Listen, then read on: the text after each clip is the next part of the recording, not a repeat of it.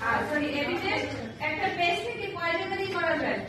3 জায়গা থেকে। এখন কোন কোন জায়গা থেকে করা যায় আগে সাধারণত আমি ওইটা দেখাই।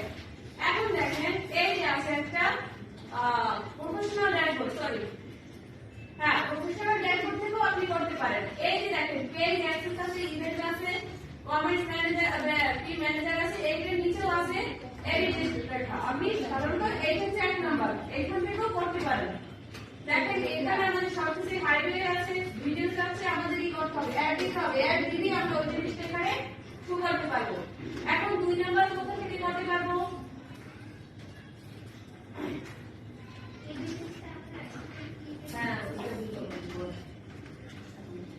এখন দেখেন পরেরটা হচ্ছে অ্যাড সেন্টারে যাব আমরা। সরি অ্যাড সেন্টারে না, ক্রিয়েট অ্যাডস। এইখান থেকে ও আমি আমার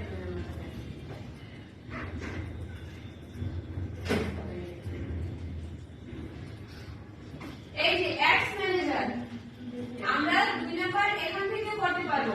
অ্যাডস ম্যানেজারে গিয়ে 2 জায়গা থেকে করা যাবে। কিভাবে? এখন দেখেন অ্যাডস ম্যানেজারে আপনি এই ক্যাম্পেইনের সাহায্যে করতে পারেন এবি টেস্ট। আবার এই যে একটা অপশন আছে অল টুলস, ক্যাম্পেইনের নিচে অল টুলস আছে, তারপর স্ক্রল করে নিচে দেখবেন এক্সপেরিমেন্টস, এইখান থেকেও আপনি করতে পারবেন।